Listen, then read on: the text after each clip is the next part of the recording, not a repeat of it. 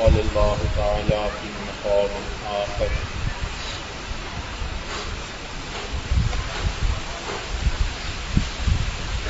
ونفس وما سواها فألهمها فجورها وتقواها قد أفلح من زكاها وقد خاب من دساها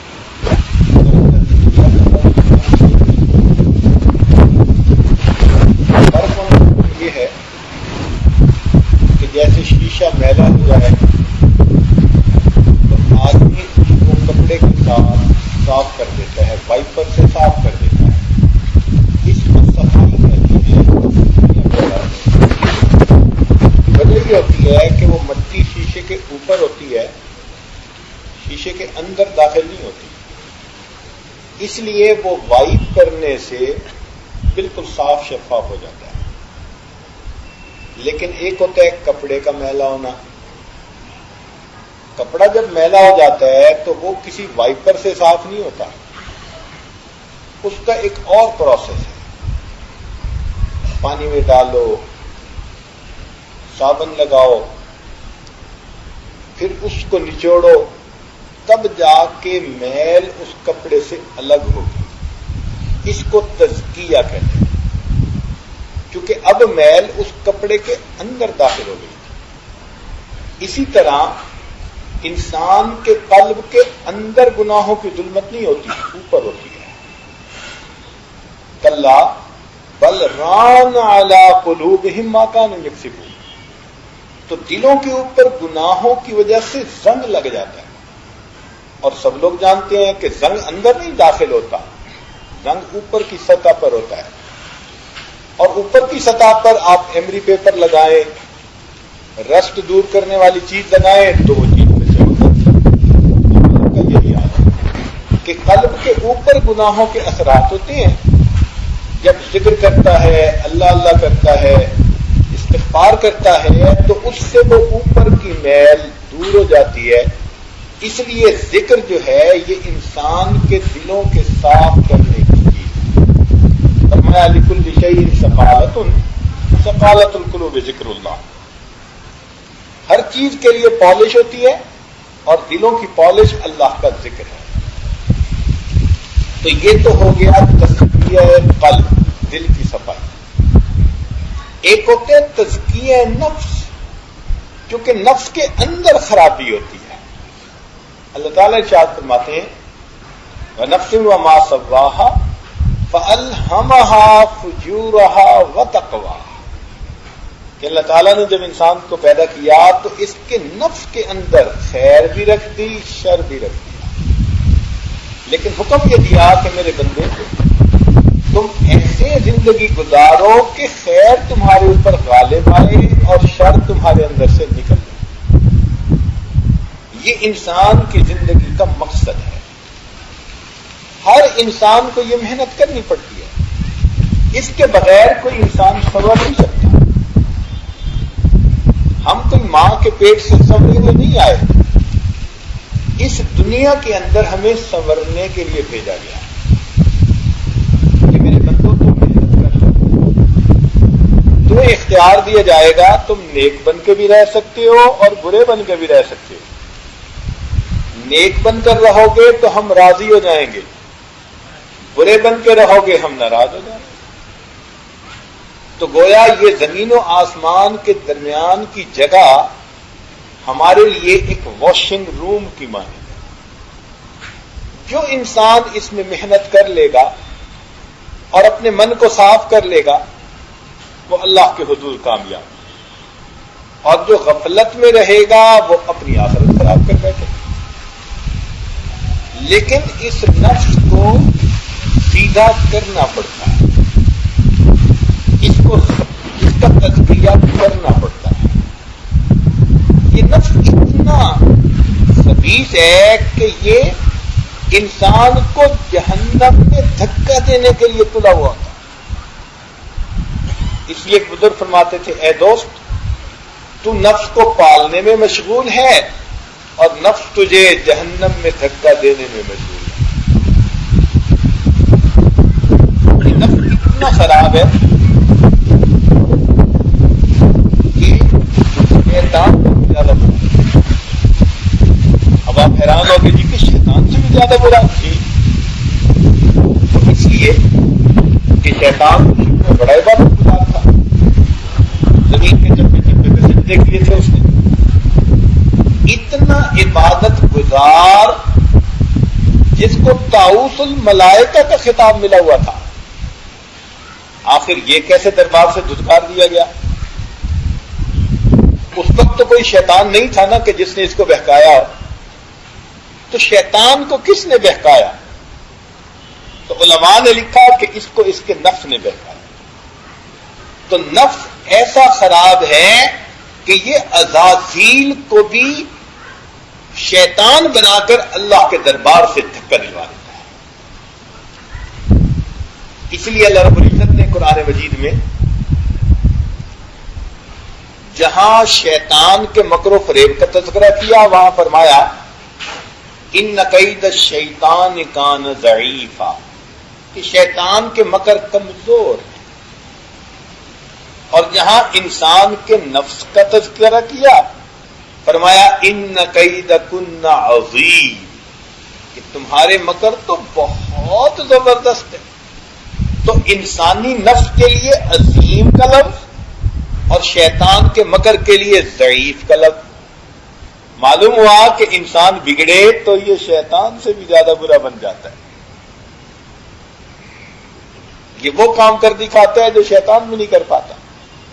اس لیے امام غزالی رحمۃ اللہ علیہ اپنی ایک کتاب میں لکھتے ہیں کہ یار بد مار بد سے بھی زیادہ برا. فارسی زبان میں مار کہتے ہیں سانپ کو، کہ زہریلے سانپ سے بھی زیادہ برا دوست برا ہوتا ہے. تو یہ بات تو سمجھ میں آتی ہے. اس لیے کہ شیطان اگر سانپ ڈسے تو انسان کی جان کا خطرہ، اور برا دوست ڈسے تو انسان کے ایمان کا خطرہ. مگر وہ ایک بات اور کرتے ہیں جو بڑی حیران کر دیتی ہے. فرماتے ہیں کہ یار بد شیطان سے بھی زیادہ برا. اپنے لڑکپن میں جب یہ کتاب پڑھی تو اس فکرے کو پڑھ تو لیا لیکن سمجھنا مشکل ہو گیا.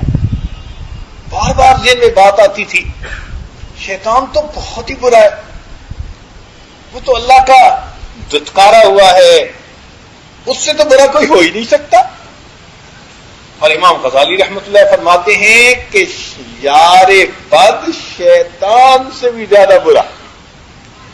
پھر تھوڑا آگے پڑھا تو حضرت نے اس کی تفصیل دی. لکھا کہ جو برا دوست ہوتا جو شیطان ہوتا ہے وہ انسان کے ذہن میں فقط گناہ کا خیال ڈالتا ہے. اگر گناہ پر انسان عمل کر لے تو فبہا, وہ مجبور تو نہیں کر سکتا. تو شیطان صرف گناہ کا خیال ڈالتا ہے, بار بار وسوسہ ڈالتا رہتا ہے. آگے عمل کرنا نہ کرنا بندے کا اپنا چوائس ہوتا ہے. لیکن برا دوست کیا کرتا ہے؟ فرماتے ہیں کہ وہ ذہن میں گناہ کا خیال ہی نہیں ڈالتا, بندے کا ہاتھ پکڑ کر زبردستی اس سے گناہ کروا دیتا ہے. تو معلوم ہوا کہ یار بد شیطان سے بھی زیادہ برا. اس لیے ہمارے بزرگوں نے عجیب معرفت لکھی. فرماتے ہیں انسان کو وساوس تو آتے ہی ہے, کبھی شیطان کی طرف سے وسوسہ اور کبھی انسان کے نفس کی طرف سے. تو کیسے پتہ چلے کہ یہ وسوسہ شیطانی ہے یا وسوسہ نفسانی ہے؟ انہوں نے فرمایا کہ دیکھو شیطان اگر وسوسہ ڈالے اور بندہ اس پر عمل نہ کرے تو شیطان زیادہ اصرار نہیں کرتا, وہ تھوڑی ذہن میں کوئی اور چوائس ڈال دیتا ہے. اچھا تم یہ نہیں کرنا چاہتے تو یہ کر لو. بندہ اس کو بھی نہ مانے تو وہ تیسرا خیال ذہن میں ڈالے گا. یعنی خیال بدلتا جائے گا, وسوسے بدلتا جائے گا تاکہ کسی نہ کسی گناہ میں مرتکب ہو جائے. بڑا نہیں کرتا تو اس سے چھوٹا, وہ نہیں کرتا تو اس سے چھوٹا, کہیں نہ کہیں تو پھنسے. لیکن نفس کی طرف سے جو وسوسہ آتا ہے, انسان اگر اس کو ریزسٹ کرنے کی کوشش کرے تو وہ وسوسہ وہی رہتا ہے, نفس پیچھے نہیں ہٹتا. یہ بچے کی طرح ضد کرتا ہے کہ اسی کام کو کر کے رہنے. تو جب وسوسہ آئے اور جم جائے کہ یہی کرنا ہے تو یہ نفس کی طرف سے, اور جب انسان اس کو روکے اور کوئی دوسرے خیال کا وسوسہ آئے تو پتہ چل جاتا ہے کہ یہ شیطان کی طرف سے وسوسہ ہے.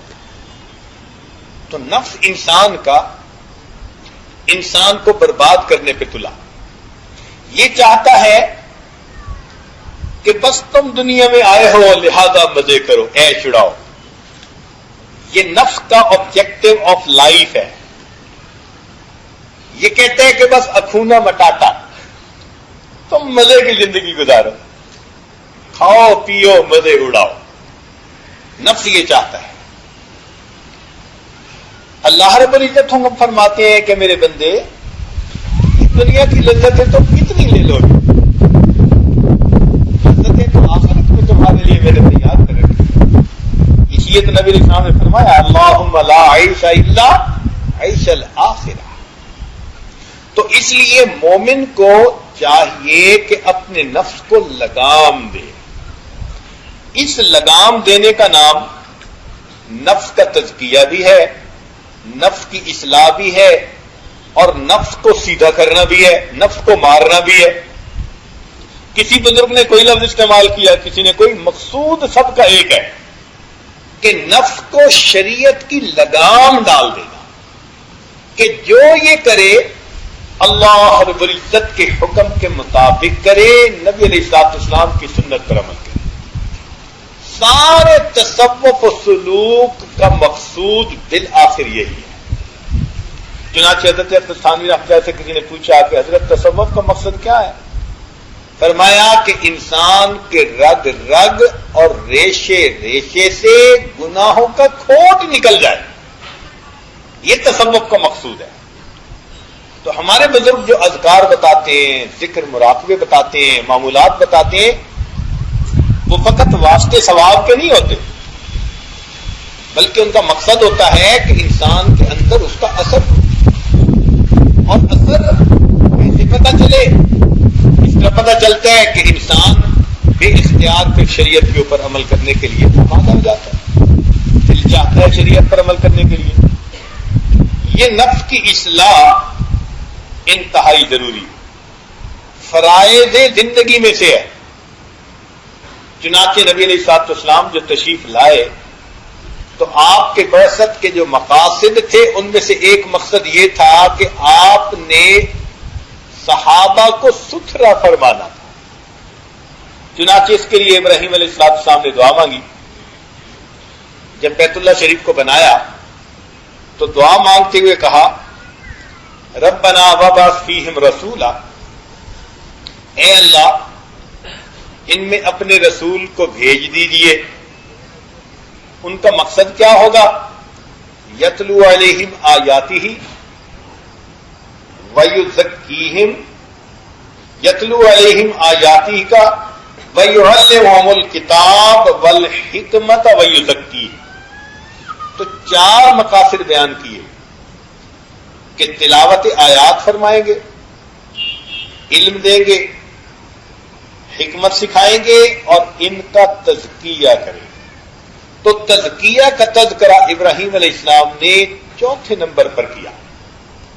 اللہ رب العزت نے ان کی دعا کو قبول فرما لیا، اور نبی علیہ السلام کو جب مبعوث فرمایا تو اسی دعا کا تذکرہ پھر فرمایا.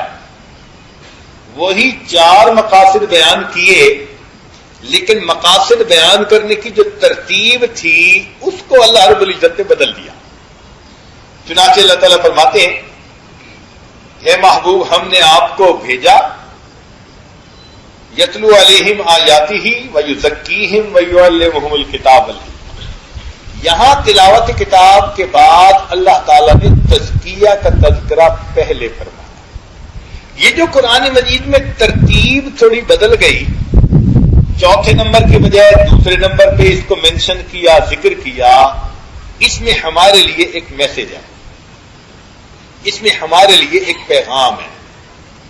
کیونکہ قرآن مجید وہ کتاب ہے، ایک لفظ کا تقدم اور تاخر بھی اس میں کسی نہ کسی حکمت کا سبب ہوتا ہے. چنانچہ 1-2 مثالوں سے ذرا بات اچھی طرح سمجھ میں آ جائے گی. قرآن مجید میں اللہ تعالیٰ انسان کی پیدائش کا تذکرہ ایک جگہ فرماتے ہیں، تو اس میں فرماتے ہیں کہ فَجَعَلْنَاهُ سَمِيعًا بَصِيرًا إِنَّا خَلَقْنَا الْإِنسَانَ مِن نُطْفَةٍ أَمْشَاجٍ نَبْتَلِيهِ فَجَعَلْنَاهُ سَمِيعًا بَصِيرًا، کہ ہم نے انسان کو سمیع بنایا اور بصیر بنایا. تو سماعت کا تذکرہ پہلے اور بصارت کا تذکرہ بعد میں. آج کی سائنس نے، موسٹ ماڈرن سائنسز نے اس بات کو ثابت کر دیا کہ بچہ جب ماں کے پیٹ میں پیدا ہوتا ہے، پرورش پاتا ہے، تو سب سے پہلے جو آرگن اس کے جسم میں کمپلیٹ ہوتا ہے، جو عضو، وہ اس کا دل نہیں ہوتا، وہ اس کے کان ہوتے ہیں. اللہ تیری شان، سب سے پہلے بچے کے کان مکمل ہوتے ہیں. اس کی ریزن ہے کہ کانوں کے اندر ایک کینال ہے، اس کے اندر فلوئڈ ہوتا ہے. اس فلوئڈ کے بیلنس کے ذریعے انسان اپنا توازن برقرار رکھتا ہے. اگر وہ توازن برقرار نہ رہے تو انسان گر جائے. ہمیں ایسے پتہ چلا کہ ہمارے ایک دوست چیف انجینئر تھے، ان کے اس توازن میں کچھ کمی ہو گئی، وہ جیسے ہی زمین سے کھڑے ہوتے نیچے گر پڑتے، 2 قدم نہیں چل سکتے تھے. ہم بڑے حیران، یا اللہ یہ کیسی بیماری. وہ جیسے زمین سے کھڑے ہوتے، صحت مند نوجوان، بھرپور جوانی کی جو ہے ان کی زندگی ہے، لیکن جیسے زمین سے کھڑے ہوتے ایک قدم اٹھاتے اور گر پڑتے. تو ڈاکٹروں نے ان کا پورا چیک اپ کرنے کے بعد کہا جناب آپ کے کان کے اندر کا جو بیلنس ہے نا وہ ٹھیک نہیں. اچھا یہ بتائیں کہ ہمیں کیسے پتہ چلتا ہے کہ ہمارا سر سیدھا ہے؟ ہم اپنی آنکھ سے تو اپنے سر کو ہی نہ دیکھتے، تو کیسے پتہ چلتا ہے؟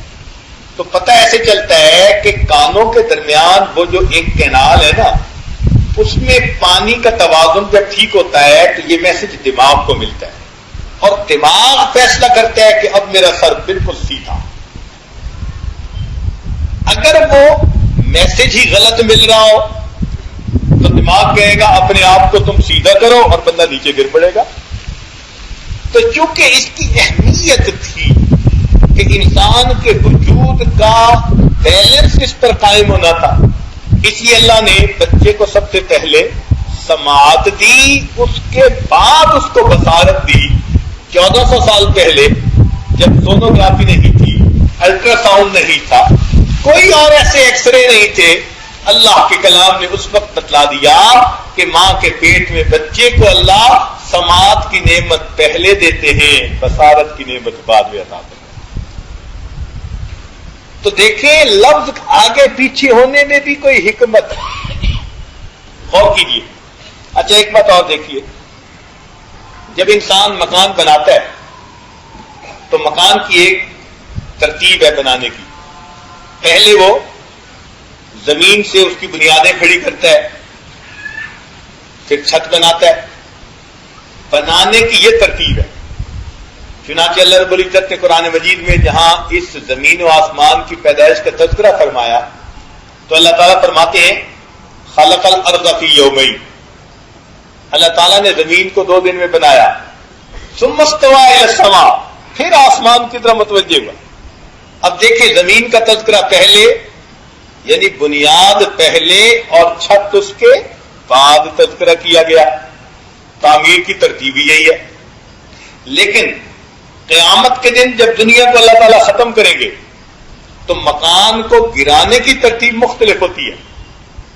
گرانے کی ترتیب کیا ہوتی ہے کہ مکان کی چھتوں کے اندر جو بجلی کی لائٹیں لگی ہوتی ہیں نا، پہلے لائٹوں کو اتار دیتے ہیں، بلب اتارو، ٹیوبیں اتارو، مکان گرانا ہے. پھر چھت کو گراتے ہیں، پھر بنیاد تک آتے ہیں. چنانچہ اللہ رب العزت نے جہاں اس زمین آسمان پر قیامت کے برپا کرنے کا تذکرہ کیا تو کیا فرمایا؟ اذا السماء انشقت، اذا الشمس كبرت واذا النجوم انكدرت. یہ ٹیوب لائٹیں اتاری جا رہی ہیں ساری، اور جب اس سب کو ہٹا دیا پھر اذا السماء انشقت، پھر چھت کو اڑا دیا، اور اس کے بعد پھر زمین کا تذکرہ کیا کہ پھر ہم زمین کو بھی ختم کریں. تو دیکھیے کیا ترتیب ہے اس قرآن مجید کے اندر، سبحان اللہ. تو یہ مثالیں دینے کا مقصد یہ تھا کہ اللہ رب العزت نے تزکیہ کو جو مقدم فرما دیا تو ہمارے لیے اس میں ایک پیغام ہے اللہ رب العزت کی طرف سے کہ تم اس کی اہمیت کو سمجھو اور اپنے آپ کو ستھرا کرنے کے لیے فکر مند ہو جاؤ. چنانچہ جب کسی چیز کی اہمیت بتانی ہوتی ہے تو انسان اس بات کو کرتا ہے. زیادہ اہمیت بتانی ہو تو قسم اٹھا کر کہہ دیتا ہے. یہ جو یمین قسم کھائی جاتی ہے کس لیے؟ بات کی اہمیت جتانے کے لیے. اور پھر کوئی بڑا بندہ ہو وہ پھر قسم کھا کر کہے تو بات کی اہمیت اور بڑھ جاتی ہے. سنیے اور دل کے کانوں سے سنیے، اللہ رب العزت جو مالک کائنات ہیں، خالق کائنات ہیں، وہ قرآن مجید میں قسمیں کھا کر انسان کو تزکیہ حاصل کرنے کا حکم فرما رہے. اللہ رب العزت کا قسم کھا لیں، اور پھر ایک قسم نہیں کھائی، 7 قسمیں کھائی، لگاتار کھائی. شاید اتنی اہمیت سے کوئی دوسری چیز بیان نہیں کی گئی. ایک کے بعد دوسری، تیسری، چوتھی، 7 قسمیں کھا کر کہا. چنانچہ اللہ تعالیٰ ارشاد فرماتے والشمس وضحاها، پہلی قسم والقمر اذا تلاہا دوسری قسم، والنہار اذا جلاہا تیسری، واللیل اذا یغشاہا چوتھی، والسماء وما بناہا پانچویں، والارض وما طحاہا چھٹی، اور ساتویں ونفس وما سواہا فألہمہا فجورہا وتقواہا قد افلح من زکاہا وقد خاب من دساہا. 7 قسمیں کھا کر فرمایا جو ستھرا ہوگا وہ کامیاب، اور جو ستھرا نہیں ہوگا وہ خسارہ اٹھانے والا. اندازہ لگانا چاہیے کہ انسان کے لیے اپنے آپ کو سنوارنا، اصلاح کے لیے فکر مند ہونا، اپنے اوپر محنت کر کے اپنے آپ کو صحیح انسان بنانا، یہ کتنا اہم کام ہے کہ رب کریم قسمیں کھا کر ارشاد فرما رہے. اس لیے ہمیں چاہیے کہ ہم اپنے آپ کو سنوارنے کے لیے فکر مند ہو جائیں. دنیا کے ہر بندے کو فکر مند ہونا پڑے گا، ورنہ ماحول کا اثر بندے پر ہو جاتا ہے. یاد رکھیں، نیک سے نیک انسان کو آپ برے ماحول کے اندر رکھیں، اس کے برا بننے کے چانسز موجود ہوتے ہیں، اور برے سے برے انسان کو نیک ماحول میں رکھیں، اس کے نیک بننے کے چانسز موجود ہوتے ہیں. انسان ماحول سے متاثر ہوتا ہے.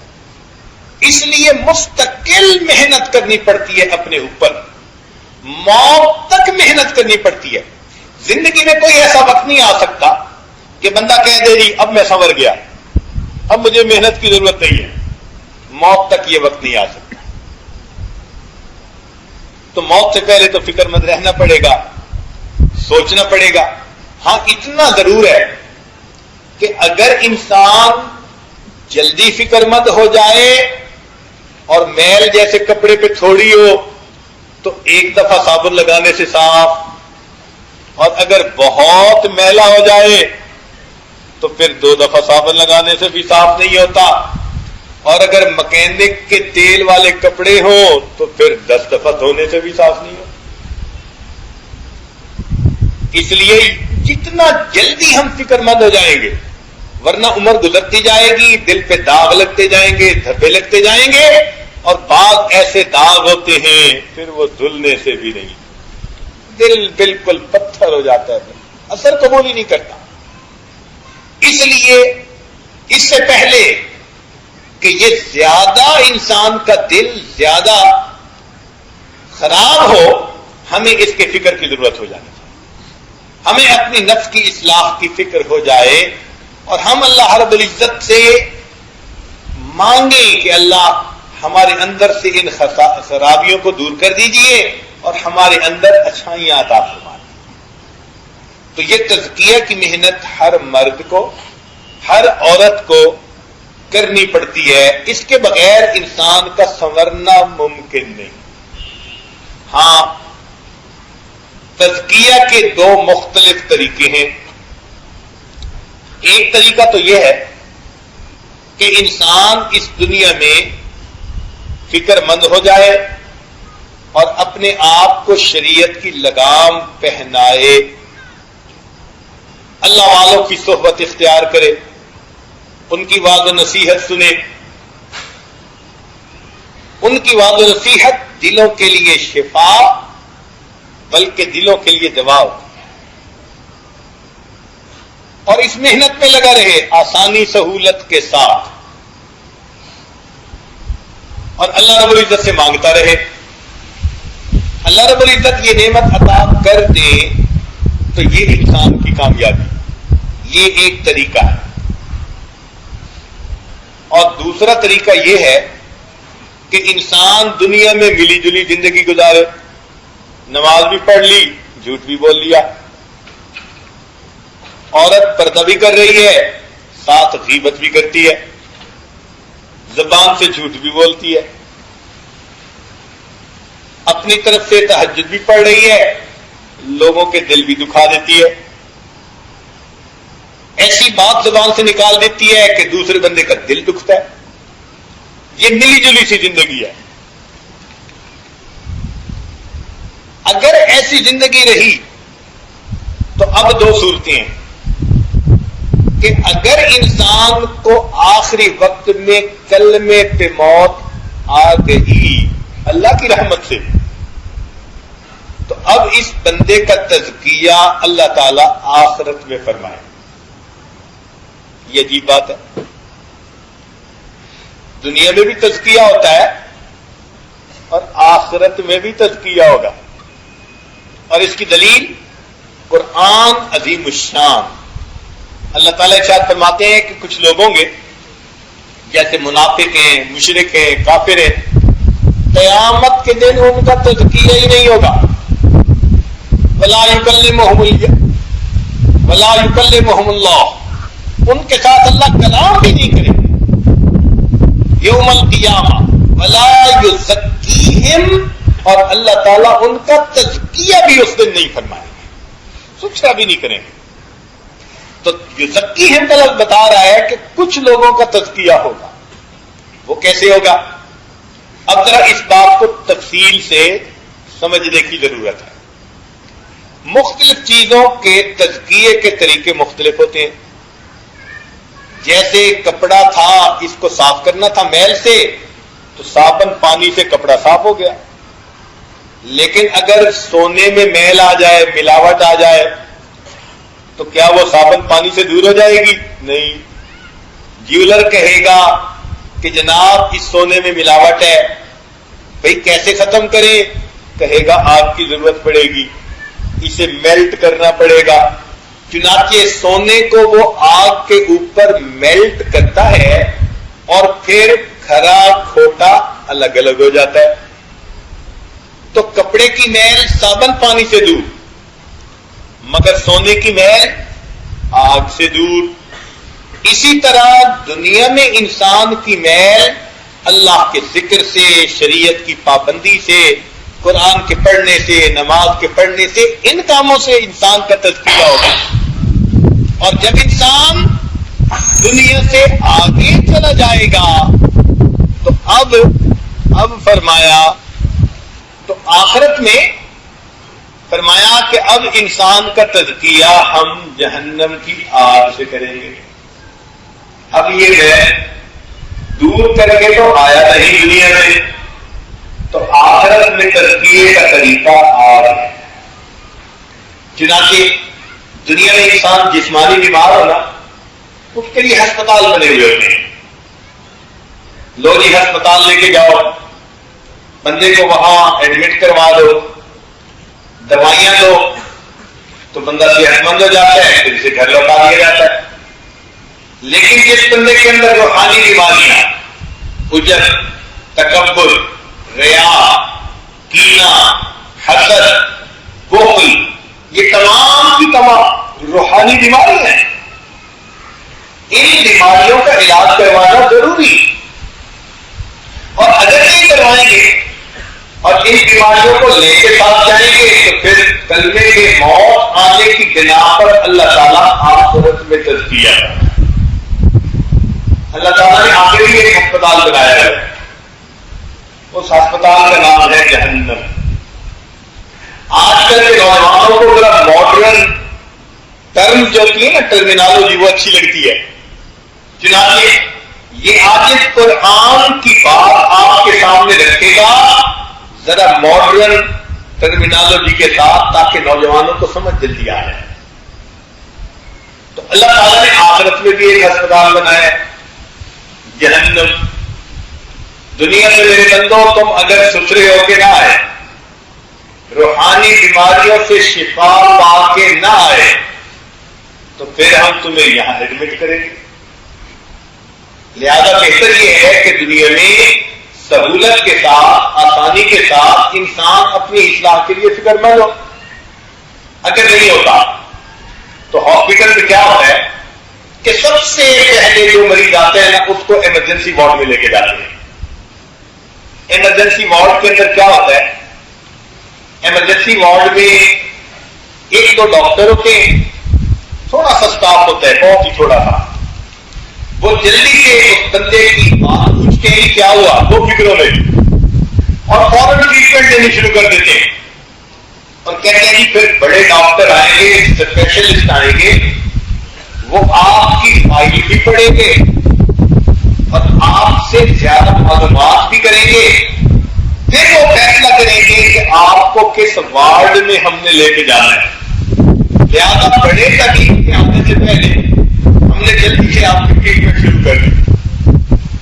جو بندہ کلمہ پڑھ کر دنیا سے گیا لیکن گناہوں کا بوجھ تھا، دل کی میل بھی لے کے چلا گیا، من کی بیماریاں بھی لے کے چلا گیا، تو اللہ تعالیٰ اس کی قبر کو ایمرجنسی یونٹ بنا دیں گے، 2 فرشتوں کو بھیجیں گے، فرمائیں گے کہ جاؤ ان سے مختصر سے سوال پوچھ کے پتہ کر لو کہ مریض کس درجے کا ہے۔ اور وہ منکر نکیر آ کر کیا پوچھیں گے؟ من ربک، کتنا چھوٹا سا سوال، من نبیک، چھوٹا سا سوال، ما دینک، چھوٹا سا سوال۔ ان 3 سوالوں کے پوچھنے سے ان کو پتہ چل جائے گا کہ یہ کس درجے کا مریض ہے، چنانچہ ویسے ہی ٹریٹمنٹ شروع ہو جائے گی۔ چنانچہ کتابوں میں لکھا ہے کہ جو گناہگار قبر میں جاتا ہے تو اس کو قبر کے اندر ہی ٹریٹمنٹ ملنی شروع ہو جاتی ہے۔ آپ نے دیکھا نزلے زکام کا مریض ہونا، اس کو ایئر کنڈیشنر کے آگے کوئی نہیں بیٹھنے دیتا، گرمی کی ہو تو کہتے ہیں بھیا تم دوسرے کمرے میں جاؤ، نزلہ زکام ہے تمہیں۔ اسی طرح جس کو گناہوں کا نزلہ زکام ہوگا، اللہ تعالیٰ اس کی قبر کو ایئر کنڈیشن نہیں بنائیں گے، اس کو گرمی میں بٹھائیں گے، جہنم کا گڑھا بنائیں گے اس قبر کو۔ تو یہ نزلہ زکام تھا گناہوں کا، لہٰذا تمہیں یہاں حرارت ملے گی۔ حرارت ملنے کے بعد کیا ہوگا؟ اگر اس نے نمازیں نہیں پڑھی تو اس کو سزا دی جائے گی۔ چنانچہ حدیث پاک میں آتا ہے کہ جو شخص دنیا میں بے نمازی ہوگا، اللہ تعالیٰ قبر میں اس کے اوپر ایک گنجے اژدہے کو مسلط فرما دیں گے، اور وہ گنجا اژدہا اس کو ڈسے گا اور اس کے زہر کی وجہ سے انسان تڑپے گا۔ جب نارمل ہوگا پھر ان کو ڈسے گا، فجر قضا کرنے کی وجہ سے ظہر تک، ظہر قضا کرنے کی وجہ سے عصر تک، عصر سے مغرب، مغرب سے عشاء، عشاء سے فجر، یوں ہوگا۔ اب اگر آپ دیکھیں اژدہا کی مثال، تو یہ اس بندے کو ڈرپ نہیں لگ جائے گی آخرت کی؟ دنیا میں ڈرپ لگاتے ہیں، جو بندہ ہوتا ہے مریض کو لٹا دیتے ہیں اور ایک بوتل لگا دیتے ہیں، اور بوتل میں سے قطرہ قطرہ اس کو دوائی ملتی ہے۔ یہ اللہ تعالیٰ نے گنجے اژدہے کو بھیج دیا، وہ بھی ایک بوتل اس کے سر پر کھڑی کر، وہ بھی چند قطرے زہر میں ڈالتا ہے اور بندے کی تکلیف پہنچتی ہے، پھر چند قطرے اور ڈال دیتے ہیں۔ یہ خدا نے ڈرپ لگا، تیری نماز نہ پڑھنے کی سزا تو تمہیں یہاں ملے گا۔ پھر اور دیکھیں، بیمار بندہ ہونا، اس کو ذرا کبھی پاؤں دباتے ہیں، کبھی سر دباتے ہیں، کبھی ہاتھ دباتے ہیں، اس کو کہتے ہیں فزیو تھراپی۔ یہ جو گناہوں والا مریض آیا نا قبر میں، اللہ تعالیٰ قبر میں اس کی فزیو تھراپی کروائیں گے۔ حدیث پاک میں آتے ہیں کہ جب جائے گا تو قبر اس بندے کو دبائے گی، جس کو ضبطۂ قبر کہتے ہیں، مگر کتنا دبائے گی؟ ادھر کی پسلیاں ادھر اور ادھر کی پسلیاں ادھر جائیں، اس کی فزیو تھراپی ہو رہی ہے۔ تمہیں دباتے ہیں ذرا تاکہ تمہارے جو گناہوں کے بیماری ہے نا ان کا علاج ہو جائے۔ اور یہ اس بندے کے ساتھ معاملہ قیامت تک ہوتا رہے گا۔ پھر جب قیامت کا دن ہوگا، اس بندے کو کبھی کے اعلیٰ کے سامنے پیش کیا جائے گا، مالک الملک کے سامنے پیش کیا جائے گا، اور پھر اس کی فائل بھی پیش کر دیں گے، لے لیے اس کا نام اعمال ہے۔ اب اللہ تعالیٰ اس کی فائل کو دیکھیں گے، فائل میں تو سب کچھ لکھا ہوگا، وَوُضِعَ الْكِتَابُ فَتَرَى الْمُجْرِمِينَ مُشْفِقِينَ مِمَّا فِيهِ وَيَقُولُونَ يَا وَيْلَتَنَا مَا لِهَٰذَا الْكِتَابِ لَا يُغَادِرُ صَغِيرَةً وَلَا كَبِيرَةً إِلَّا أَحْصَاهَا وَوَجَدُوا مَا عَمِلُوا حَاضِرًا وَلَا يَظْلِمُ رَبُّكَ أَحَدًا۔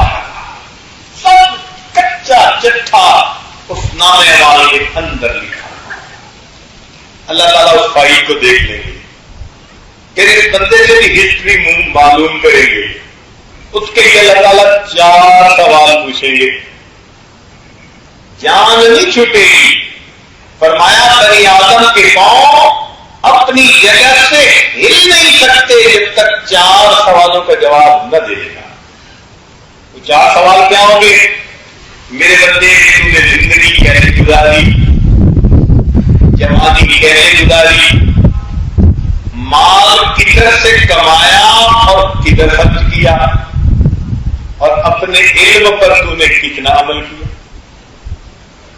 اس کے جواب یہ بغیر انسان ہل نہیں سکے گا.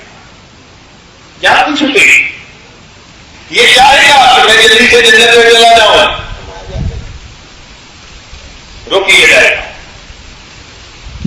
حساب ہوگا، رائے ہوگا. اللہ تعالیٰ قرآن کی فرماتے ہیں تو لوگ جانے کی کوشش کریں گے. ارشاد ہوگا وَقِفُوهُمْ إِنَّهُمْ مَسْئُولُونَ. انہیں روک لیجیے، ان کا ٹرائل کیا جائے گا. شکل اوپر سے اور تھی، اندر سے حالت اور تھی. وَقِفُوهُمْ، میرے فرشتوں انہیں روکو. یہ اللہ کی بنائی ہوئی چیک پوسٹ ہوگی. وَقِفُوهُمْ إِنَّهُمْ مَسْئُولُونَ. آج ہم پوچھیں گے ان سے اتنی نعمتیں دی تھی، تم نے کتنا میرا شکر ادا کیا. تم میری نعمتوں کی نہ قدری کرنے والے. صبح و شام تمہیں کھانے کو ملتا تھا، من پسند کی زندگیاں تھی، تم عیاشیوں میں لگے رہے. تمہیں صبح و شام کی فکر بھی نہیں تھی، نمازوں کا اہتمام نہیں تھا. تم سر سے دوپٹے اتار کے بازار میں گھومتی پھرتی تھی. وَقِفُوهُمْ إِنَّهُمْ مَسْئُولُونَ. ہم نے تمہیں مال دیا، تمہارے اندر تکبر آ گیا. اللہ کے بندوں کو اللہ کا بندہ نہیں سمجھتے تھے، لوگوں کے دل دکھاتے تھے، لوگوں کے مال کو حرام طریقے سے استعمال کرتے تھے. لوگوں کو تو تم نے دھوکہ دے دیا. میں پروردگار، مجھے کوئی دھوکہ نہیں دے سکتا. وَقِفُوهُمْ، روک لیجیے. إِنَّهُمْ مَسْئُولُونَ، ان سے ہم بات پرس کریں گے تو انسان پریشان ہوگا، جواب دینا پڑے گا. اب جب اللہ رب العزت بندے سے سوال پوچھیں گے، نام اعمال دیکھیں گے، تو اب ڈیسیژن ہوگا کہ یہ تو بڑا مریض ہے، لہذا یہ ہسپتال میں ایڈمٹ ہوگا. ہاسپٹل کے اندر مختلف درجے ہوتے ہیں، وارڈ بنے ہوتے ہیں. ایک ہوتا ہے جنرل وارڈ، چھوٹے موٹے مریض جنرل وارڈ میں بھیج دیتے ہیں، چھوٹے موٹے مریض ہیں. ایک ہوتے ہیں بڑے خطرناک قسم کے مریض، ان کو اسی ایکسٹینسو کیئر یونٹ ادھر بھیجتے ہیں. اور ایک ہوتی ہے لمبے عرصے تک بیماری کا علاج کروانے والے، ان کے لیے ہوتا ہے ٹرشری کیئر یونٹ. تو کسی کو جنرل وارڈ، کسی کو ECU وارڈ میں، اور کسی کو ٹرشری کیئر وارڈ. جہنم میں بھی اللہ نے 7 درجے بنا دیے. فرمایا جو گناہگار مومن ہوگا ہم اس کو اوپر کے جنرل وارڈ میں رکھیں گے جس کا نام جہنم ہے. اور جو نیچے ہیں فرمایا جتنے زیادہ گناہ اتنا نیچے، اتنا نیچے. اور جو سب سے نیچے کا ہے فرمایا ان المنافقین فی الدرک الاسفل من النار. جو رنگی کی زندگی گزارنے والا، منافقت دل میں رکھنے والا، اس کو جہنم کے سب سے نیچے کے درجے اور ویسے بھی دستور ہے، آپ اگر اپنے اسٹور میں کوئی چیزیں رکھیں تو جس چیز کو جلدی نکالنا اور دروازے کے قریب رکھتے ہیں، اور جس کو بڑی دیر کے بعد نکالنا وہاں بھی کونے میں اس کو رکھتے ہیں۔ اللہ تعالیٰ بھی کافروں کو، مشرکوں کو اور منافقوں کو نیچوں کے درجے میں رکھیں گے۔ کیوں؟ اس لیے کہ ان کی بیماری کا علاج ہے، نہ بیماری کا علاج ہوگا نہ جہنم سے نکلے گے، لہٰذا اس کو نیچے پہنچا دو۔ اور مومن کیونکہ کلمہ تو ہوگا، وہ گناہ کے اثرات ہوں گے، فرمائیں گے ان کو اوپر کے ذرا جنرل وارڈ میں رکھ دو، ان کی ٹریٹمنٹ جلدی ہو جائے۔ مگر ہر جگہ دستور ہوتا ہے کہ آدمی جب ہاسپٹلائز ہوتا ہے تو پھر اس کو مریض کی یونیفارم پہنا دی جاتی ہے۔ اللہ تعالیٰ نے جہنم میں جانے والے لوگوں کی یونیفارم بنا دی۔ پوچھئے قرآن عظیم الشان سے کہ جہنمیوں کی کون سی یونیفارم ہوگی؟ فرمایا سرابیلہم من قطران، گندھک کا بنا ہوا لباس پہنائیں گے۔ فقہاء نے لکھا ہے کہ اگر ساری دنیا کے انسان، حیوان، چرند، پرند ایک جگہ جمع ہو، موت آ جائے، جتنی بدبو اس جگہ پر ہوگی جہنمی کے کپڑوں کی بدبو اس سے بھی زیادہ ہوگی۔ اور آج خوشبوئیں، روم فریشنر استعمال کرو، پوائزن استعمال کرو، گورم استعمال کرو، چینل 5 استعمال کرو، آج خوشبوؤں کے بغیر گزارا نہیں ہوتا۔ عورتیں آمدوں سے کہتی ہیں ہمیں بہترین خوشبو چاہیے، دم گھٹتا ہے ہمارا۔ اگر جہنم کی یہ وردی پہنا دی گئی پھر کیا ہوگا؟ ایک قدم اگر پڑا ہوگا کہیں تو اتنی بو ہوتی ہے کہ اس گلی سے گزرا نہیں جاتا، اتنی بدبو کپڑوں میں ہوگی، اور یہ کپڑے اس بندے کو پہننے پڑے، یہ کپڑے پہنا کے جہنم میں بھیجیں۔ اب جب جہنم کے اندر انسان آئے گا تو وہاں پر جیسا مریض ویسی اس کی دوا اور غذا۔ ہم نے دیکھا ہے کہ اگر شوگر کا مریض کہیں چلا جائے تو ڈاکٹر کہتے ہیں میٹھی چیز ہرگز نہیں دینی، کیسی کھلائیں؟ کہیں کہ کریلے کھلاؤ، کڑوی چیز۔ اب اس کا کریلا اس کا علاج ہے، اللہ تعالیٰ کی جو وہاں جہنم میں اسی طرح علاج کروائے تو جہنمی کو کیسی غذا ملے گی؟ فرمایا ان شجرۃ الزقوم طعام الاثیم کالمہل یغلی فی البطون۔ زقوم ایک پودا ہوتا ہے، کیکٹس جو ہم کہتے ہیں نا دنیا میں، کانٹے جس کے اوپر ہوتے ہیں، کڑوا اتنا، صبح کے وقت آپ اپنی زبان سے لگائیں شام تک کڑواہٹ ختم نہیں ہوتی، اور اوپر سے اس کے کانٹے بھی۔ فرمایا وہ کھانے کے لیے لے جائے گا، اور بھوک اتنی ہوگی کہ جہنمی اس کو کھائے گا اس طرح کی حالت میں، لیکن جب کھائے گا نہ نگلتے رہے گی نہ اگلتے رہے گی، نہ اندر نہ باہر، پھنس جائے گا۔ اب کہے گا فرشتوں کو کہ مجھے کچھ پینے کے لیے لا دو، تو پھر فرشتے ان کو شربت نہیں لا کے دیں گے، کیا پلائیں گے؟ پوچھئے قرآن عظیم الشان سے کہ جہنمیوں کو کیا پلایا جائے گا؟ اللہ تعالیٰ کیا فرماتے ہیں کہ ان کو جہنم کے اندر جو جہنمیوں کے زخموں سے خون پیپ نکلے گی، اس کو گرم گرم اکٹھا کر کے پیالوں کے اندر پینے کے لیے دیا جائے گا۔ وَلَا طَعَامٌ إِلَّا مِنْ غِسْلِينٍ لَا يَأْكُلُهُ إِلَّا الْخَاطِئُونَ۔ مفسرین نے غسلین کا ترجمہ لکھا کہ یہ خون اور پیپ گرم یہ پینے کو بھی، اب بتاؤ اگر زخم سے پیپ نکلے تو قریب کھڑا نہیں ہو جاتا، جب پینی پڑ جائے گی اللہ دنیا کے مشروب پینے والے آخرت کے مشروب کا بھی خیال کریں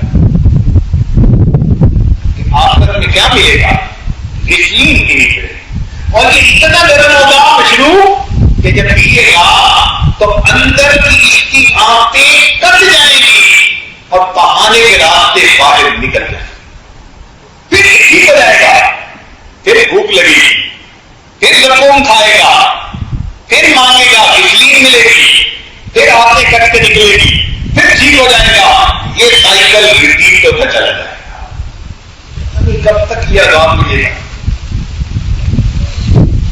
ایک وہ بندہ جس نے دنیا میں اپنے مال کی زکات نہ دی تو اس کو اس کا علاج ویسے چنانچہ حدیث پاک میں آتا ہے فتقوا بها جباههم وجلوبهم وظهورهم هذا ما كنتم لانفسكم فذوقوا ما كنتم تكنزون، اس کے مال سونے چاندی کو سلاخیں بنا کر جہنم کی آگ میں گرمایا جائے گا اور اس گرم سلاخ سے اس کے ماتھے کو، اس کے دونوں پہلوؤں کو اور اس کی پیٹھ کو داغا جائے گا۔ اللہ چکر اس چیز کا جس کو تو دنیا میں جمع کر کے رکھا کرتا ہے۔ دنیا میں بھی ایسا ہوتا ہے اگر مطلب کھل ہو جائے کہتے ہیں کہ وہ پانی ربر کی بوتل ہوتی ہے اس پہ گرم پانی سے ذرا ٹکور کر دو، یہ آخرت کی ٹکور ہے، ماتھے پہ بھی ٹکور کریں گے، سائڈوں پہ بھی اور کمر پہ بھی ٹکور کریں گے، رکھنا والا دنیا میں جمع کر کر کے اس کو تو رکھا کرنا۔ ایک آدمی دنیا میں بد نظری کا مرتکب ہوتا ہے، حدیث پاک میں آتا ہے جو بد نظری کا مرتکب ہوگا اللہ رب العزت لوہے کی سلائیوں کو گرم کروا کر اس کی آنکھ کے اندر پھروائیں گے، سرما ڈالیں گے تیری آنکھوں کی شفا کے لیے، تیرے اندر جو وائرس تھی نا گناہ کی اس کے لیے تمہیں ذرا آنکھوں میں سلائی پھیریں، جہنم کی گرم آگ کی سلائی۔ اچھا ایسے بھی لوگ ہوں گے جو دوسروں کے عیب دیکھتے بھی ہوں گے اور دوسروں کے عیب آگے لوگوں میں بیان بھی کرتے ہوں گے۔ یہ دو الگ الگ بیماریاں ہیں، ایک کو کہتے ہیں عیب جو، عیب کی تلاش کرنے والا، ایسے بندے کی نگاہ میلی ہوتی ہے تو جیسی نگاہ ہوتی ہے اس کو سب میں کوئی نظر آتا ہے، ہر ایک میں کوئی نہ کوئی عیب کو ڈھونڈ ہی لیتا ہے، یہ عیب کا متلاشی عیب گو بنا۔ اور کچھ ایسے لوگ ہیں کہ ان کو عیب کا پتہ چل جائے ماشاء اللہ ادھر بھی فون کر لیا ادھر بھی فون، آدھا گھنٹہ فون تو 1 گھنٹہ فون، وہ لوگوں کی بات دوسروں تک پہنچاتے ہیں، ان کو کہا گیا عیب گو، عیب کو بیان کرنے والا۔ تو کچھ لوگوں میں دونوں آتے ہوتی ہیں، فرمایا جن میں یہ آتے ہوں گی ان کے لیے ذرا الگ وارڈ ہے، اور اس وارڈ کا کیا نام ویل لکل ہمزۃ لمزہ، ویل، اس وارڈ کا نام ویل ہوگا، عیب گو اور عیب جو کے لیے، اور وہاں ان کو الگ ٹریٹمنٹ دی جائے گی۔ بھائی یہ کیسی ٹریٹمنٹ ہوگی؟ فرمایا ٹریٹمنٹ ایسی ہوگی کہ آگ کا بنا ہوا ستون ہوگا، اس کے ساتھ اس بندے کو باندھ دیا جائے گا، اور اس کے بعد آگ کے انگارے ہوں گے، اور وہ انگارے اٹھیں گے اور اس بندے کے دل کے اوپر سیدھا جا کر لگے۔ یہ لوگوں کے دل دکھاتا تھا، آج اس کا دل دکھے گا۔ نار اللہ الموقدہ التی تطلع علی الافئدہ، جو دل پر جا کر، دنیا میں جیسے لیزر گائیڈڈ راکٹ ہوتا ہے سیدھا نشانے پہ جا کے لگتا ہے، یہ خدائی راکٹ ہے، جہنم کے انگارے اٹھیں گے سیدھا دل کے اوپر جا کر، یہ اس کو ٹریٹمنٹ مل رہی ہے۔ تم لوگوں کے دل دکھاتے تھے، آج تمہارا دل دکھایا جائے.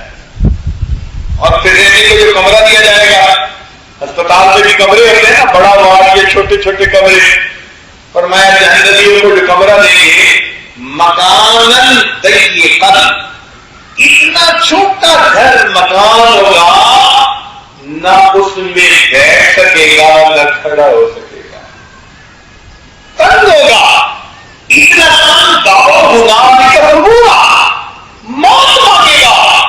آگے سے جواب ملے گا، لا تدعوا اليوم ثبورا واحدا، ایک موت نہ مانگو، بدعوا ثبورا كثيرا، جتنی مرضی موتیں مانگو.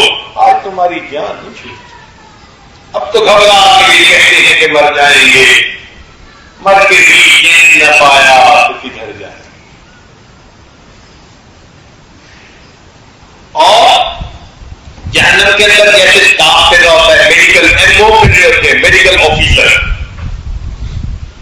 ایسے جہنم کے اندر بھی فرشتے ہوں گے، مگر ایسے فاسدو ایدیا، کالا رنگ ہوگا، نتنوں سے دھواں جیسے شل نکل رہے ہوں گے، لمبے لمبے داخل ہوں گے. وہ بندے کو پکڑنے کے لیے اپنا ہاتھ بڑھائیں گے، بندے کے خوف پر. ایسے میں وہ بندہ جس نے دنیا میں زنا کیا اور پھر اس سے توبہ بھی نہ کی، اس کے لیے اللہ کی یونٹ ہوگا. حدیث پاک میں آتا ہے، ایسے زناکار کو جو بغیر توبہ کے دنیا سے چلا گیا، اس کے لیے دروازہ اس کا کھولا جائے گا غار کا، اور اس غار میں بچھو ہوں گے، اور اس بندے کو اندر دھکا دے کر اس غار کا دروازہ بند کر دیا جائے گا، اور وہ بچھو اس بندے کے اوپر اس طرح چڑھیں گے جس طرح کے شہد کی مکھیاں شہد کے چھتے پہ چڑھ جاتی ہیں. اتنے بچھو کے جسم پہ چڑھیں گے اور سب بچھو کاٹیں گے، اور اس بندے کو تکلیف ہوگی. دنیا میں انٹراوینس انجیکشن دیتے ہیں، اس کو بھی انٹراوینس انجیکشن لگاؤ سیدھا. اللہ تعالیٰ نے انٹراوینس انجیکشن بنا دیے.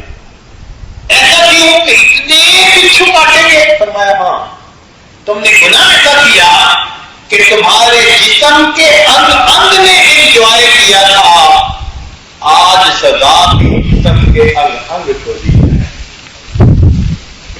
جزاء من جنس العمل. سوچئے انسان کا کیا ہوگا، ایک آٹا دے تو کیا ہوتا ہے، اتنے بچھو ایک وقت میں کاٹیں گے تو کیا ہوگا. یہ تمام ٹریٹمنٹ بندے کو دی جائے گی، اور اس کے بعد اگر اس کو مناسب سزا مل گئی تو پھر اس کو جہنم کے ہاسپٹل سے چھٹی کروا دیں گے.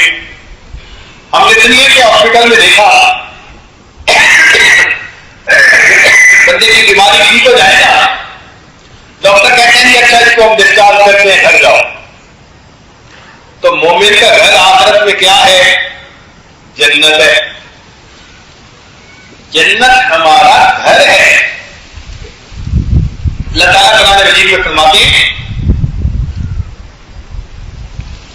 کہ یہ جنت ہے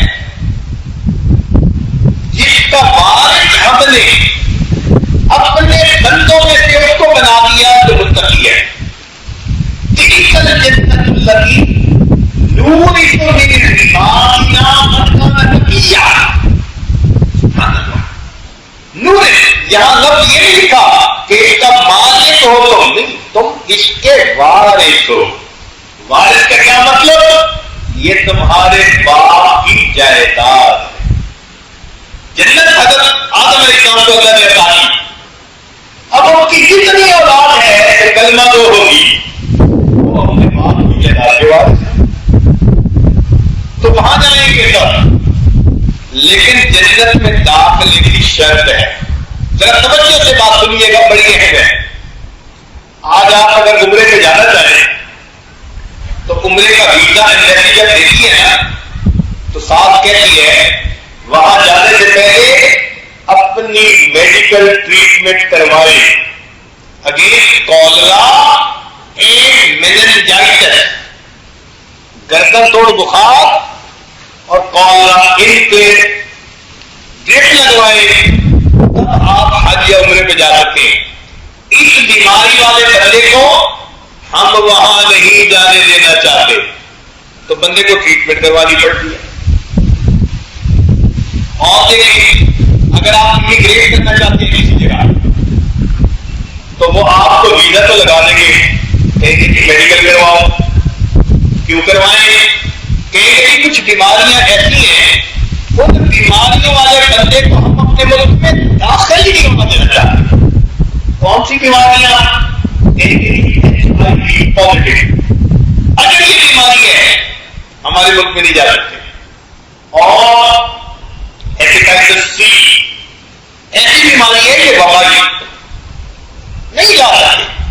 جہاں کے ہمارے ایک دوست انجینئر تھے ٹیلی فون کے اندر, انہوں نے ایمرس کے اندر کسی کمپنی کے لیے اپلائی کیا, ان کی سلیکشن ہو گئی.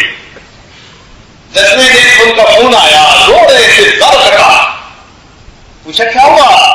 کہنے لگے اتنی اچھی تنخواہ, اتنا اچھا اسٹیٹس, حیران کن فریج بینیفٹس انہوں نے مجھے دے دیے, لیکن آخر پر کہا کہ جی میڈیکل کروائیں. میڈیکل کروایا تو ہیپیٹائٹس سی نکلا ہے اور انہوں نے مجھے ریجیکٹ کر دیا. تو ہیپیٹائٹس سی کے مریض کو دنیا کے بادشاہ اپنے ملک میں نہیں جانے دینا چاہتے. اللہ تعالیٰ کی کفر, شرک اور منافقت کے مریض کو کبھی اپنی جنت میں داخل نہیں. اللہ فرمائیں کہ دیر کر دو, اگر کفر کا وائرس ہے, شرک کا وائرس ہے, نفاق کا وائرس تمہارے اندر ہے, یہ پازیٹیو ہے چیزیں, اب تم اسپتال میں ہو, نہ تمہارا علاج ہوگا نہ تم جنت میں جانے کی قابل ہو. جنت میں جانے کے لیے صحت مند ہو جاؤ. ہاں کتنا لوگوں میں جس کو گناہوں کا نزلہ زکام ہوگا چھوٹا موٹا, فرمائیں گے ہاں اب تمہاری ہم ٹریٹمنٹ کچھ کر دیتے ہیں اور اس کے بعد ہم تمہیں ڈسچارج کر دیں گے. لہذا ڈسچارج کرنے کے بعد مومن کو جنت پہنچا دیا جائے گا. اب ذرا بتائیے کہ جنت میں جانے کے 2 روٹ ہوئے. ایک روٹ تو یہ کہ انسان دنیا کے اندر نیک بن جائے, شریعت کی اتباع کرے, اللہ کا نیک بندہ بن کر رہے, اور جیسے ہی مرے فرشتے آ کر اس کا ٹیسٹ کرے. موت کے وقت جو فرشتے آتے ہیں نا, حدیث پاک میں آتا ہے وہ بندے کے اعضاء سونگتے ہیں, آنکھوں کو سونگتے ہیں, منہ کو سونگتے ہیں, ہاتھوں کو سونگتے ہیں. جن اعضاء سے بندہ گناہ کرتا ہوگا ان اعضاء سے بدبو آئے گی, اور جن اعضاء سے نیک اعمال کرتا ہوگا ان کو خوشبو آئے گی. ان کو پتہ چل جائے گا کہ یہ نیک بندہ ہے. اس کی روح کو قبض کریں گے اور یہ نیک بندہ قبر میں پہنچے گا. کیونکہ اس کو تو بیماری ہی کوئی نہیں, فرمایا جائے گا تمہاری قبر کو ہم جنت کا باغ بنا دیں. تم ویٹنگ لاؤنج میں جاؤ, ذرا ایئر کنڈیشن جگہ تمہارے لیے بنائی ہے. اور جب قیامت کا دن ہوگا ایسا بندہ اللہ کے روز کھڑا ہوگا, فرمائیں گے میرے اس بندے نے نہ کسی کا دل دکھایا نہ میرے حقوق کو پامال کیا. فرمایا جاؤ میرے بندو, تمہارا حساب لیتے مجھے حیا آتی ہے, تم جنت میں بغیر حساب. یہ وہ لوگ ہوں گے جو سیدھا جنت میں پہنچا دیے ہیں. اور دوسرا روٹ یہ ہے کہ دنیا میں مزے کرے لیکن قبر میں بھی سزا, جہنم میں بھی سزا. اب ذرا غور کرنے کی بات ہے کہ ناسک تو ہم اتنے ہیں کہ دھوپ کی گرمی برداشت نہیں ہوتی, اللہ تیرے جہنم کی گرمی ہم سے کہاں برداشت. تو وایا جہنم جانا بہت مشکل کام ہے. تھوڑی لذتوں کی خاطر, جنتوں کے مزوں کی خاطر رب کو ناراض کر لینا, جہنم کا حقدار کرنا, لمحوں میں خطائی کی صدیوں میں سزا. جب لمحوں کی سزا, لمحوں کی لذتوں کی خاطر صدیوں اگر جہنم میں انسان جلے گا, یہ کہاں کی عقل مند ہے.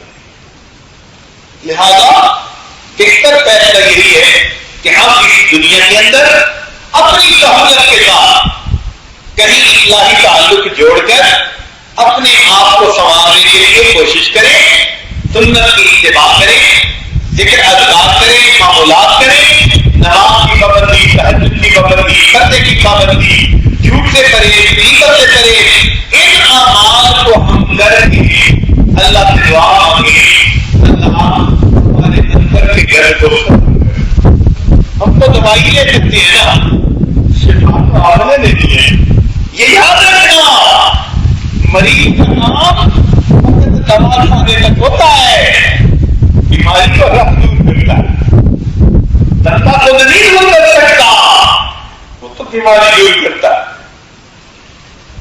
وہ تو گولی کھا سکتا ہے نا، تو ہمارا بھی سنیے قرآن عظیم کا، اللہ تعالیٰ فرماتے ہیں میرے بندو وَلَوْلَا فَضْلُ اللَّهِ عَلَيْكُمْ وَرَحْمَتُهُ مَا زَكَىٰ مِنكُم مِّنْ أَحَدٍ أَبَدًا، اگر اللہ کا تم پر فضل نہ ہوتا، اگر اللہ کی تم پر رحمت نہ ہوتی، تم میں سے کبھی بھی کوئی ستھرا نہ ہو سکتا، وَلَٰكِنَّ اللَّهَ يُزَكِّي مَن يَشَاءُ، اللہ جس کو چاہتا ہے اس کو ستھرا کر دیتا ہے۔ معلوم ہوا کہ یہ سب کچھ کر کے پھر سجدے میں جانا پڑے گا، پھر تہجد میں رونا پڑے گا، پھر نماز میں رونا پڑے گا، میرے اللہ مالی کا پانی دینا، پھر پھل کا پاوے، اللہ مالی کا کام پانی دینا ہوتا ہے، پتھر کے بچ کے پانی پلاتا ہے، مالک کا کام پھل لگانا، لا الہ الا اللہ، مالک کا کام ہوتا ہے پھل لگانا۔ میرے مولا ہم نے جو تسبیحات کی، ذکر کیا، مراقبے کیے، اللہ کے سب اس لیے کہ تیری رحمت متوجہ ہو جائے، کام ہمارا دے، اللہ نے بات فرما دیجیے، ایک رحمت کی نظر ڈال دیجیے، ہمارے اندر کو دھو دیجیے۔ آج کینسر کا علاج شیواؤں کے ذریعے، یہ اندر کے گناہوں کا علاج اللہ کی رحمت کی شیواؤں ہے۔ بندے کریم اگر رحمت کی ایک نظر ڈال دے گا، بندے کے من کو دھو کے رکھ دے گا۔ اللہ تیری نگاہ کی بات ہے، میری زندگی کا سوال ہے، اللہ رحمت کی ایک نظر ڈال دیجیے، ہمارے مشکلوں کی بگڑی بنا دی، ہمارے من کو دھو دیجیے، اللہ ہمیں ایک مرتبہ محبت کی نظر سے دیکھ لیجیے، رب کریم ایک مرتبہ ہمیں محبت کی نظر سے دیکھ لیجیے، اور یقین جانیے کہ یہ بات کرتے ہوئے ڈر لگ رہا ہے، کیوں؟ کہیں اوپر سے آواز آئے کہ محبت کی نظر میں فلال بگاڑتا تھا، محبت کی نظر میں سمجھا بگاڑتا تھا، تو کیا ہو؟ دیکھو اپنی زندگیوں کو، کیا دور کرتے پھرتے ہو، تمہیں کیسے محبت کی نظر سے دیکھوں؟ مگر وہ ہمارا پروردگار ہے، ہم اسی کے بندے ہیں، اسی کے ساتھ پر چھپیں گے، اللہ تم ہی سے مانگیں گے، تم ہی دو گے، ہمارے در سے کیوں لگی ہے، ہم کہتے ہیں مگر بندے تو آتی ہیں، کہتے نہیں، ہم نے دنیا میں دیکھا اگر کوئی آدمی، کوئی بچہ نجاست میں نکلا ہوا ہو، ماں بچے کو پھینک نہیں دیتی، چھوڑ نہیں دیتی، سمجھتی ہے بیٹا میرا ہی ہے، وہ بچے کو دھو دیتی ہے، سیدھے سے رکھا دیتی ہے، پھر قریب ہم بھی گناہوں کی نجاست میں لکھے رہتے ہیں، مگر بندے تو آپ ہی کے ہیں، مولا ایک رحمت کی نظر ڈال کے آپ ہمیں دھو لیجیے اور ہمیں بھی اپنی رحمت کی چادر ملے گی۔ لہذا دعا ہے کہ اللہ رب العزت ہمیں اسی دنیا میں نیکوکاری کی زندگی اپنانے کی اور اپنی اصلاح کی کوشش کرنے کی توفیق عطا فرمائے، اور دنیا میں جانے سے پہلے اللہ تعالیٰ ہمارا تزکیہ فرما دے اور ہمیں آخرت کے عذاب سے اللہ محفوظ فرما دے۔ رب کریم آپ نے دنیا کی نعمتوں سے ہمیں پالا ہے، آپ کتنے قریب ہیں، ہم بے قدروں کو آپ نے کیسی کیسی نعمتیں عطا فرمائی، جب دنیا میں عطا فرمائی، اللہ اپنی رحمت میں آخرت میں ہمیں محروم نہ فرما دے، ہمیں اس کی قدردانی کی توفیق عطا فرما دینا۔ اللہ تعالیٰ ہمیں اپنے مقبول بندوں میں شامل فرمائے۔ وآخر دعوانا الحمد للہ رب العالمین۔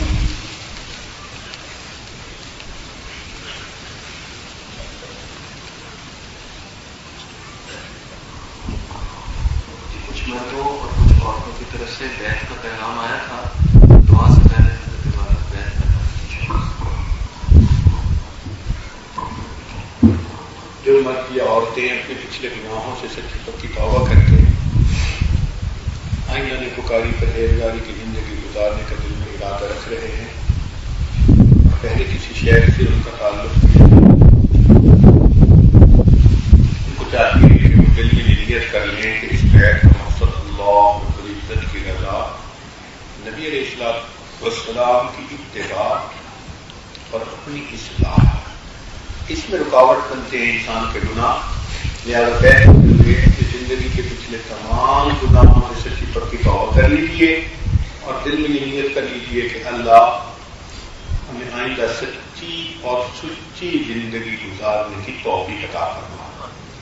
الحمدللہ وکفی وسلام علی عبادہ الذین اصطفی، اما بعد۔ یہ کلمات سچے دل کے ساتھ پیچھے پڑھتے جائیے۔ بسم اللہ الرحمن الرحیم، لا الہ الا اللہ محمد رسول اللہ، آمنت باللہ وملائکتہ وکتبہ ورسلہ والیوم الآخر والقدر خیرہ وشرہ من اللہ تعالی والبعث بعد الموت، آمنت باللہ کما هو بأسمائہ وصفاتہ وقبلت جميع احکامہ اقرار باللسان وتصدیق بالقلب، اشہد ان لا الہ الا اللہ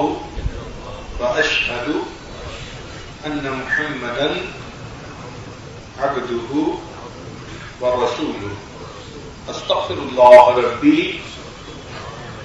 من كل ذنب وأتوب إليه برحمتك يا أرحم الراحمين۔ چند معمولات ہیں جو بہت آسان ہیں۔ ایک درود شریف صبح اور شام 100 مرتبہ پڑھنا، اللہم صلی علی سیدنا محمد وعلی آل سیدنا محمد وبارک وسلم۔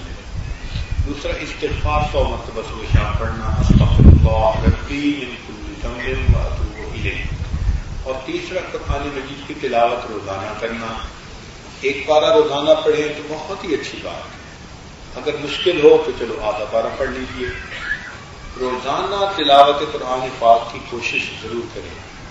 مستورات میں جن دنوں میں نماز نہیں پڑھنی ہوتی، قرآن مجید کی تلاوت بھی نہ کریں، ان کو بن تلاوت کیے اللہ اجر اور ثواب ان دنوں عطا فرما دیں۔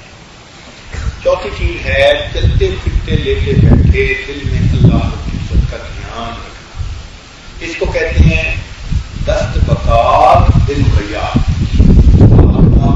مشغول اور دل اللہ کی یاد میں مشغول، ہتھ کارول دل یار، بس ایسی کیفیت ہو ہماری۔ ہم کھاتے پیتے چلتے پھرتے لیٹے بیٹھے ہر وقت دل میں اللہ رب العزت کی یاد، اللہ کی طرف دھیان۔ اور پانچویں چیز ہے ذکر قلبی یعنی مراقبہ، اور مراقبے کا طریقہ یہ ہے کہ آپ باوضو ہو کر یکسو ہو کر یکرو ہو کر نماز کے بعد جیسے مصلی پر بیٹھ جاتے ہیں تو تھوڑی دیر کے لیے ظاہر کی آنکھیں بند کر لیں اور من کی آنکھوں کو کھول دیں اور یہ سوچیں کہ اللہ رب العزت کی رحمت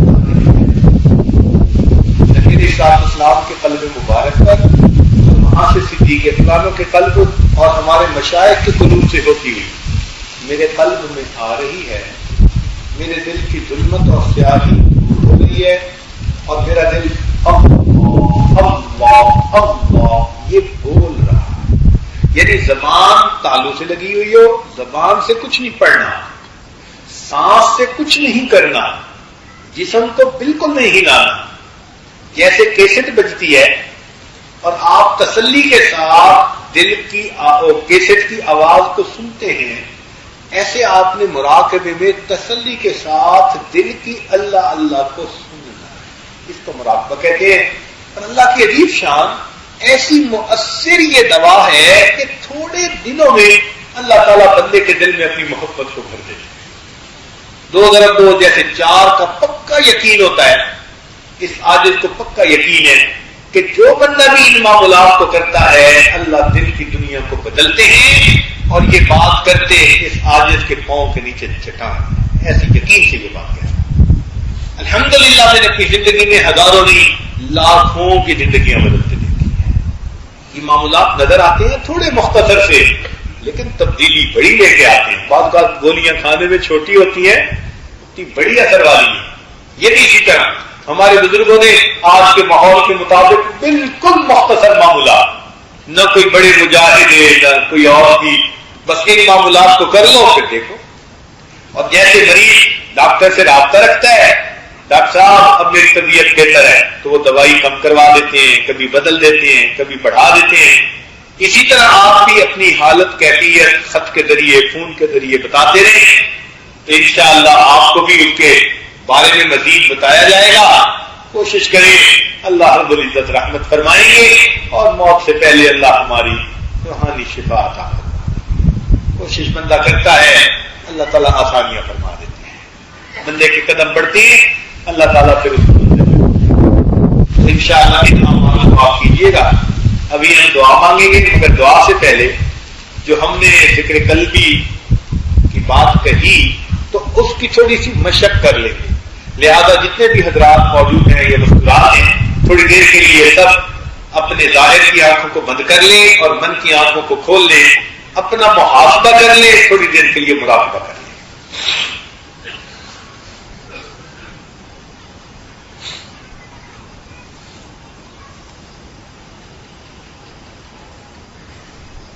انسان جب اپنے اندر جھانکتا ہے اسے اپنی اصل تصویر نظر آتی ہے. اپنے من کے دریچے کو کھولیے، اپنی اصل تصویر کو دیکھیے.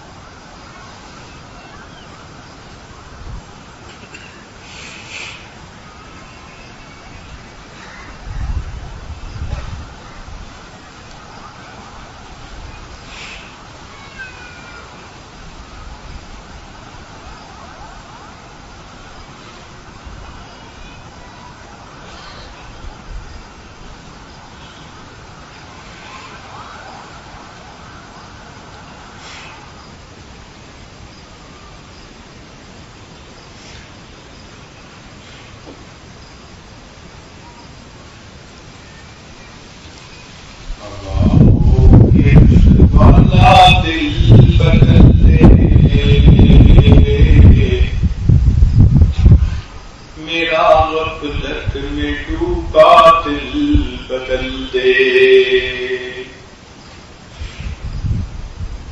ہوا و حرص والا دل بدل دے. میرا غفلت میں ڈوبا دل بدل دے. بدل دے دل کی دنیا، دل بدل دے. خدایا بدل فرما دل بدل دے. گنہگاری میں کب تک عمر کاٹوں، گنہگاری میں کب تک عمر کاٹوں. بدل دے میرا رستہ، دل بدل دے. سنوں میں نام تیرا دھڑکنوں میں، سنوں میں نام تیرا دھڑکنوں میں. مزہ آ جائے مولا دل بدل دے. ہٹا لوں آنکھ اپنی ماں سے، جیوں میں تیری خاطر دل بدل دے، تیرا ہو جاؤں اتنی آرزو ہے، تیرا ہو جاؤں اتنی آرزو ہے، بس اتنی ہے تمنا دل بدل دے، میری فریاد سن لے میرے مولا، میری فریاد سن لے میرے مولا، بنا لے اپنا بندہ دل بدل دے، گنگاری میں کب تک عمر کاٹوں، بدل دے میرا رستہ دل بدل دے، ہرس والا دل بدل دے، میرا غفلت میں ڈوبا دل بدل دے۔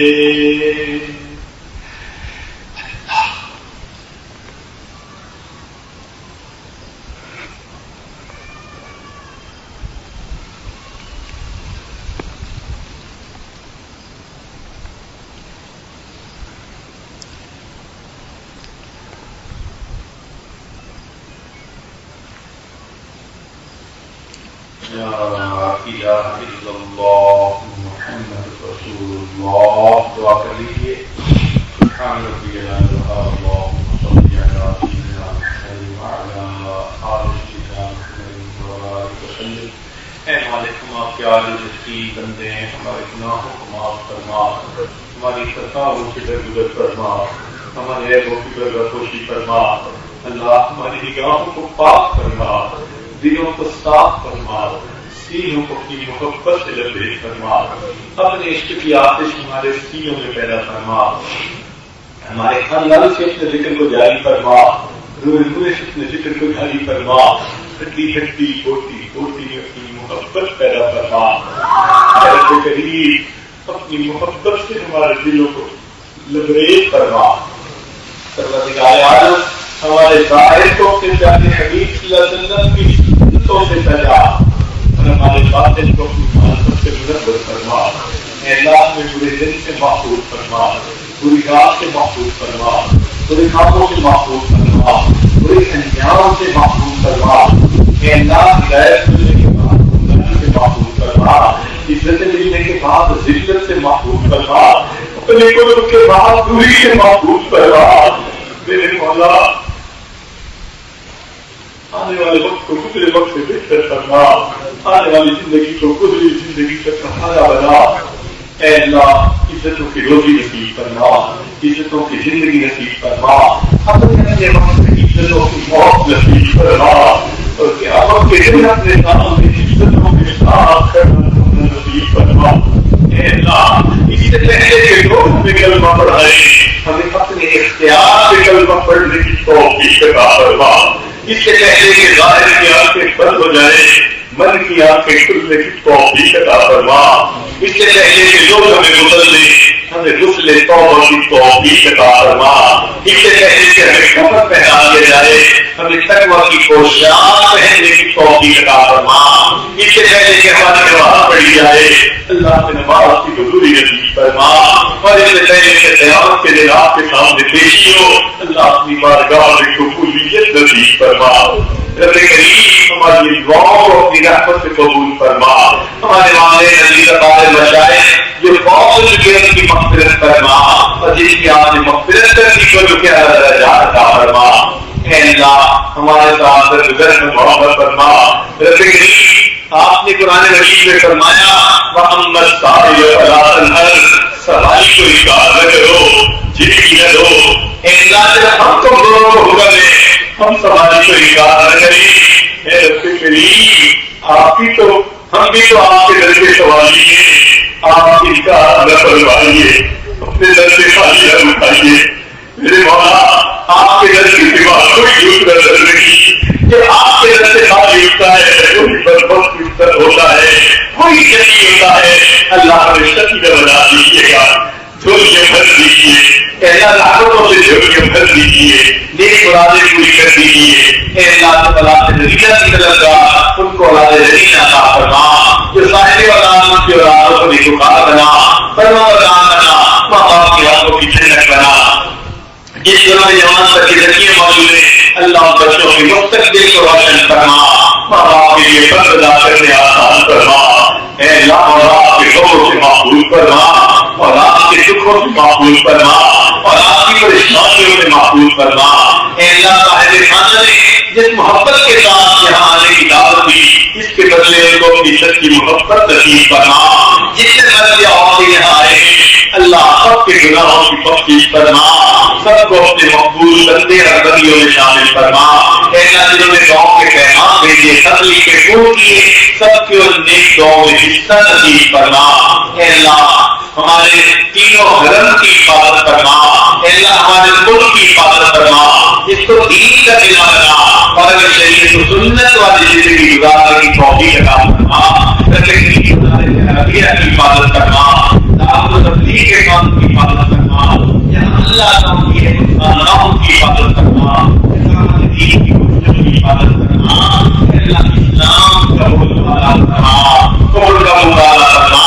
صلی اللہ علیہ حبیبہ سیدنا محمد وآلہ وأصحابہ اجمعین برحمتک یا ارحم الراحمین.